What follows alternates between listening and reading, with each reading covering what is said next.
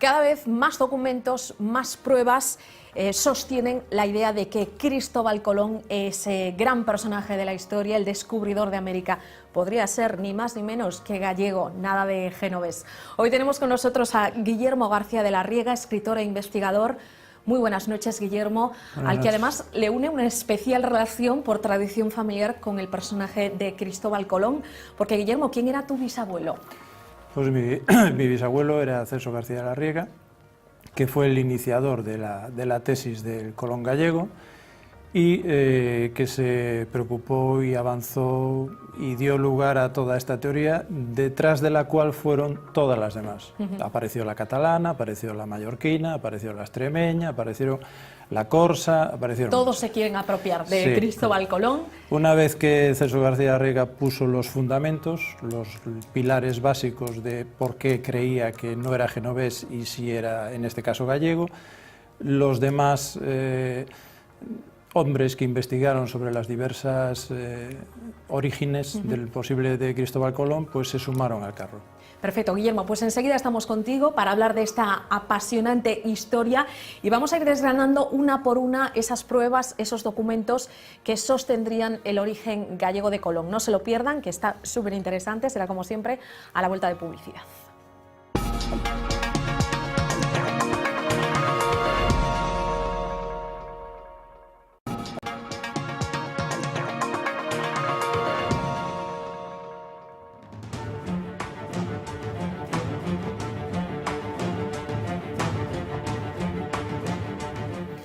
Bueno, pues este que ven es el último legajo encontrado, es una imagen de un documento cuyo contenido se conocía pero del que se carecía hasta ahora físicamente y ya podemos verlo. Es el acta notarial de la venta de una finca de un descendiente de Colón en el siglo XVIII, en 1796, una finca que curiosamente o no tanto está a 200 metros de la que se considera la casa natal del descubridor de Cristóbal Colón en Poio, Pontevedra. Corrígeme si no lo estoy diciendo bien, Guillermo, pero esto sería una prueba del origen gallego de Colón. Sí, porque estamos hablando de un documento que es una venta de una finca de la Puntada, en este caso, que la venta la hace el duque de Veragua. El duque de Veragua son descendientes directos de Cristóbal Colón.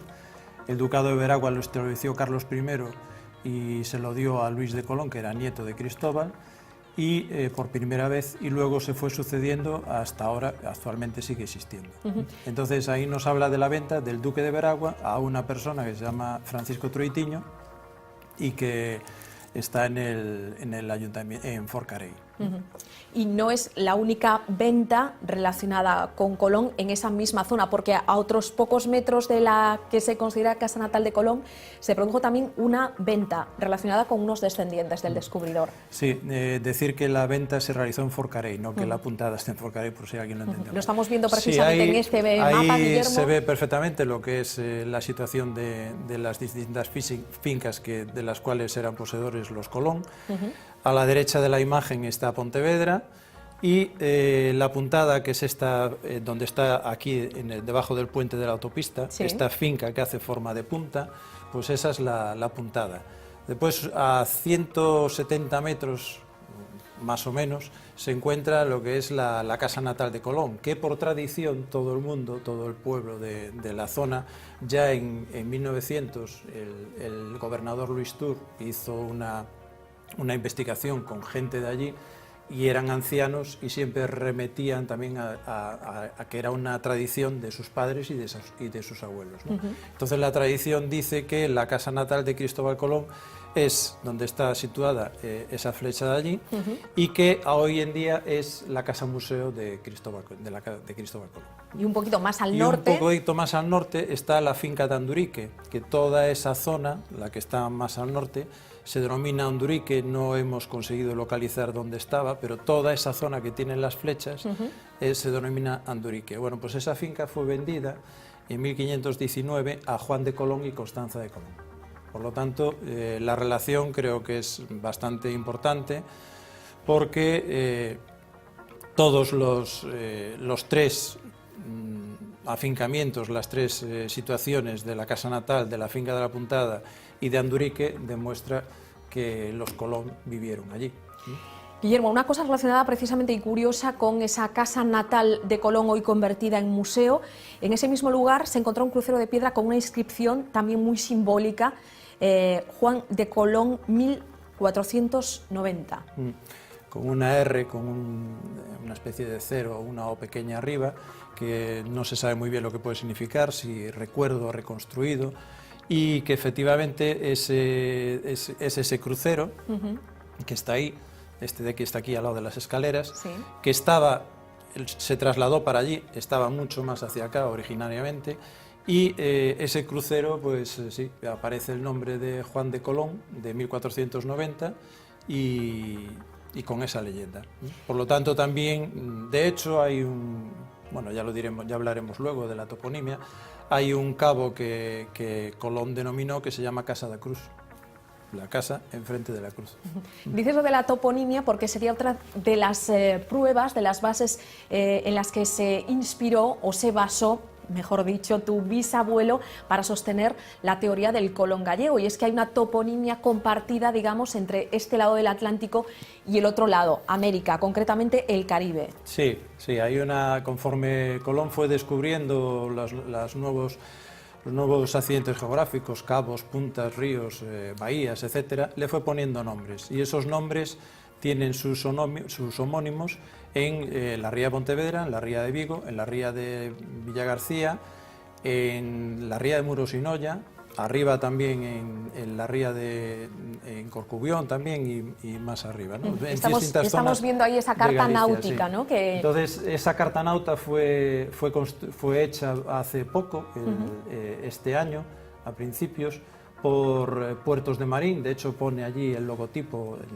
a la derecha, toponimia de Cristóbal Colón, que hizo, que se corresponde al siglo XV y XVI, y actualmente tiene la misma toponimia, con lo cual esto es un documento oficial, no es nada que nos hayamos inventado nosotros, sino que ellos hicieron, basándose en los datos que tienen ellos, hicieron la toponimia del siglo XV, del siglo XVI, y que se corresponde con la que hizo Colón. Entonces hay nombres muy significativos, como el de la Punta Lanzada, por ejemplo, Punta Placeres, San Blas, San Salvador, ¿qué más hay? Pues la Isla de Gracia, que antiguamente se llamaba Tambo, la Isla de Gracia, ahora se llama Tambo, Punta Fragilde, Punta Galea, y después ya nos vamos, por ejemplo, a lo que son los nombres de las cofradías que había en Pontevedra, ¿no? Entonces tenemos que en Pontevedra había la cofradía de San Nicolás, San Juan Bautista, Santa Catalina y San Miguel. Pues esos 4 nombres también los puso, ¿no? Claro, todo el mundo puede pensar, bueno, pero esos nombres son de santos y eran muy comunes, efectivamente, pero que aparezcan todos en el mismo sitio en Pontevedra ya es lo raro. Si a eso le añadimos lo de Punta Lanzada y todos, me parece que hay ahí puestos alrededor de 50 topónimos solo en la ría de Pontevedra, y hay más porque todavía falta los que quedaron en la ciudad, como Santa María Antigua, que era como se denominaba antes a la Basílica de Santa María. Que no puede ser casualidad, vamos, Guillermo. Es complicado. Y si añadimos todavía más diciendo que él puso en Jamaica un río, el río Sayas, y que este río Sayas en Jamaica desemboca en cascada, igual que lo hace el río Sayas en Muros, en la ría de Muros y Noia, si añadimos que también le puso un río, el río Miño, y si añadimos también pues otros ríos como el río Serpe, que está ahí, que aparece ahí en la toponimia, al lado de San Salvador. En fin, tenemos un cúmulo de circunstancias, de casualidades, que es difícil decir o achacarlo a la casualidad, por lo menos bajo mi punto de vista. O sea, que Colón podría haber experimentado esa sensación o ese sentimiento tan gallego que dicen que es la morriña. Sí, aparte, contrariamente a lo que alguna gente puede pensar, el poner los nombres era solo prerrogativa del almirante. El almirante podía decir, bueno, pues te dejo poner un nombre, pero él solo era el único que podía poner los nombres conforme fuera descubierto. Vamos a ver ahora este otro documento, Guillermo. Nos retrotraemos al siglo XV, las capitulaciones de Santa Fe. ¿En qué 2 aspectos debemos fijarnos en estos documentos que relacionen a Cristóbal Colón con Galicia y no con otro lugar? Bueno, este documento tiene dos curiosidades, ¿no? Ahí lo estáis viendo. Una es cómo se intitula, que es ahí en la parte de arriba, esa que aparece así como entre corchetes, y el texto más o menos dice las cosas suplicadas que vuestras altezas dan y otorgan a Cristóbal de Colón. Estamos hablando de un contrato que le hacen, los Reyes Católicos con Cristóbal Colón, y en ese contrato pues le dan el título de almiratazgo, el título de virrey, el de gobernador, las ganancias que puede tener, la división, las partijas que hacen, y también le dan el trato de don.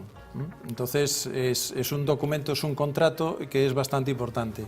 Y lo importante es lo que decía, que aparece el nombre de Cristóbal de Colón, y esa D de Colón son los apellidos que aparecen en los documentos de Pontevedra. No aparece Cristóbal Colón, sino que aparecen como de Colón, todos. Juan de Colón, Bartolomé de Colón, Domingo de Colón, Blanca de Colón, María de Colón, etcétera, ¿no? Todos los que hay.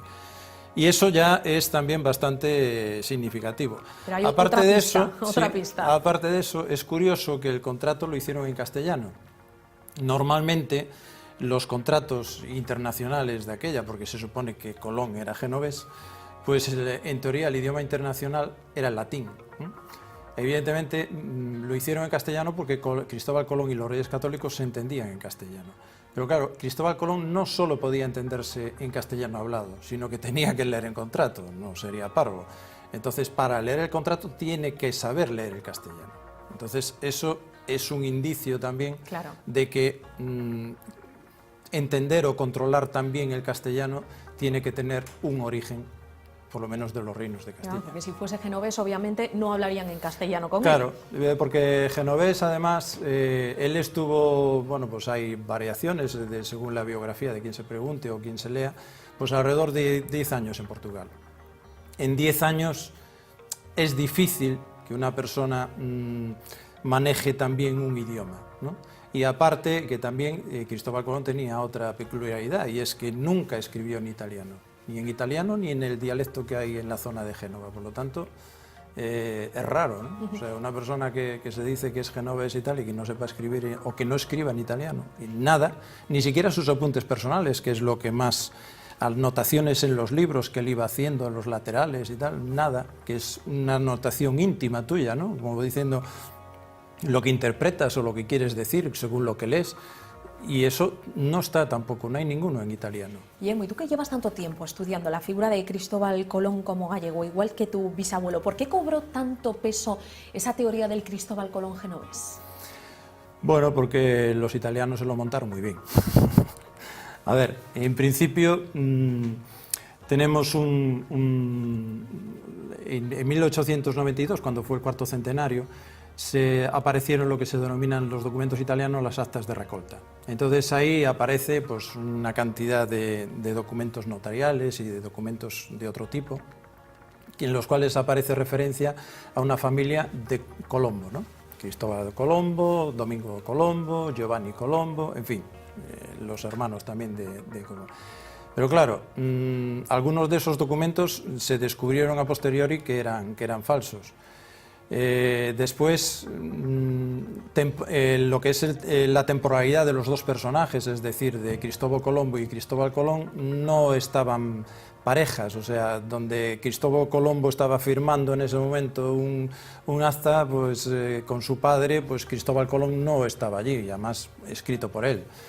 Después también se le otorgó el origen genovés, porque él hay un mayorazgo, que es una especie de testamento, hecho en 1498, teóricamente, y en ese mayorazgo pone que en Génova nací y de Génova salí. Pero claro, ese mayorazgo, ¿quién lo presentó? Ese mayorazgo lo presentó los colombos italianos que pretendieron acceder a todos los títulos de Cristóbal Colón cuando él perdió la línea masculina. Después de su nieto Luis ya no hubo, y entonces es cuando empezó la reclamación. Y en esta reclamación, pues, ahí estuvieron los Colombo estos y tal, y presentaron ese mayorazgo. Pero claro, ese mayorazgo es falso, porque hay cantidad de cosas que atestiguan que es falso, ¿no? Desde que habla del príncipe Juan cuando ya había muerto, desde que lo que hoy denominaríamos secretario de Estado ya hacía 3 años que no firmaba, en fin, una serie de cosas en las cuales se ve que su firma, se ve que no son originales y que no son de Colón. Guillermo, pues si no les parecían a nuestros espectadores pruebas suficientes, hay más indicios de la galleguidad de Colón. Tenemos hoy con nosotros sobre la mesa, Guillermo, aparte de la biografía que has publicado sobre la figura de tu bisabuelo, tenemos dos ediciones facsímil de dos obras de Celso García de la Riega, y una de ellas es esa titulada La Gallega. ¿A qué hacía referencia ese título? Bueno, la Gallega es la nave capitana de Colón, la rebautizaron como la Santa María, y la Gallega, pues documentalmente demuestra que fue construida en Pontevedra, en los astilleros de Pontevedra. Hay que decir que Pontevedra en el siglo XIV, XV e incluso XIII tenía unos astilleros muy buenos y se construían barcos. Entonces, y además eran barcos de mucho calado, muy redondos, poco ágiles para navegar, eran de transporte la mayoría de ellos, ¿no? Entonces ahí también lo dijo el padre Sarmiento, hizo una mención diciendo que la Gallega se podía haber construido en Pontevedra. Él lo demuestra. Por cierto, el padre Sarmiento era familiar del directo de Celso García de la Riega. Entonces, esta demostración también ayuda e influye sobre el origen pontevedrés, gallego o español de Cristóbal Colón, ¿no? Y ahora que tenéis el documento ahí, me olvidé de apuntaros una cosa bastante importante. ¿Qué es el significado de este documento? Este documento tiene dos significados. Uno, que es que el duque de Veragua haga una venta directa por herencia de sus padres, es decir, que la finca ya es heredada de sus padres, y hace una venta directa de una finca en Pontevedra, lo cual quiere decir que sus ascendientes, sus orígenes tenían que estar aquí, porque el ducado de Veragua y toda la gente, todos los familiares de Colón estaban emparentados con los duques de Alba, por ejemplo. Todos vivían o en el centro o en el sur de España. A nadie se le ocurre decir, bueno, pues me voy a comprar una finca a Pontevedra. No, desde luego que no. Y menos una punta ahí al lado del río, que la finca está muy bien, o sea, no tiene nada que ver. Entonces, el duque de Veragua, al venderla, ya informa de que ese apellido y esa familia estuvo residiendo en Pontevedra. Pero es que a mayores, en 1672, había otros Colón, que eran los Colón de Portugal, que residían también aquí en Pontevedra. El Miguel Enríquez Flórez, Colón de Portugal, está constatado que en 1672 vivía y tenía su familia en Pontevedra. De hecho, sus hijas vivieron en Pontevedra y tuvieron también sus hijos. O sea, que estuvieron en el siglo XVIII también. Bueno, pues ya es casualidad que tanto los Colón de Portugal como los Colón de Toledo estuvieran los dos descendientes directos en una misma zona en Pontevedra, con posesiones y en el caso de Colón de Portugal, tenía también sus fincas y aparte mantenían una capilla en San Francisco que se llamaba la del Perpetuo Socorro. Bueno, pues, ¿por qué es casualidad también? Porque tanto los Colón de Portugal tuvieron el duque de Veragua, el ducado de Veragua, hasta 1700 y algo, 1720, ¿no? Y los Colón de Toledo lo tuvieron a partir de 1790. Es decir, que las dos familias que tuvieron el ducado de Veragua estaban residiendo en Pontevedra. Ya para terminar, Guillermo, muy rápidamente, ¿qué supondría para Galicia que se le diese oficialidad a la procedencia gallega de Colón? Hombre, para Galicia supondría mucho. Primero, yo creo que colocarla en el mapa mundial, ¿no? Porque, bueno, pues una esquinita ahí de España y tal, que estuviera reflejada, mira, aquí nació Colón. Y después, desde el punto de vista económico y turístico, tendría mucha repercusión, porque tendría muchos visitantes, tendría, sobre todo si se hiciera una réplica de la gallega, ya que se construyó en Pontevedra, pues se podría hacer una réplica de la gallega, podría tener su interés, y yo creo que mucho interés turístico y económico. Bueno, pues ahí seguís trabajando para que sea reconocido. Si me permites, porque sí, también uno de los aspectos fundamentales de esta teoría también de Celso García de la Riega es el lenguaje. El lenguaje que utilizaba Colón en sus escritos a su hijo y a los reyes católicos y las anotaciones que utilizaba. Pues ese lenguaje tiene muchísimas palabras galaico-portuguesas y otras únicas exclusivas gallegas, ¿no? Pues yo qué sé, o nariz, boi, por buey, fame, destes, deses, eses, aqueles, sarcia, leste, sudeste, treboadas, o sea, palabras muy gallegas y otras utilizadas por el gallego portugués, por los gallegos y por los portugueses, que también es muy significativo, ¿no? Porque tú puedes utilizar, saber el castellano y tal, pero si haces palabras y si pones palabras y giros gallegos, claro, no va a venir aquí a aprender exclusivamente el gallego o el portugués, ¿no? Porque además él, de estar en Portugal, estaba en la zona sur, que es la zona que menos palabras en común tiene con Galicia. La que más palabras tiene en común es el norte. Guillermo, no tenemos tiempo para más. Un placer. Muchísimas gracias por estar hoy con nosotros, Guillermo García de la Riega. Habrá tiempo seguro para seguir hablando de ese Colón 100% gallego. Nos vamos, se quedan con Vía V.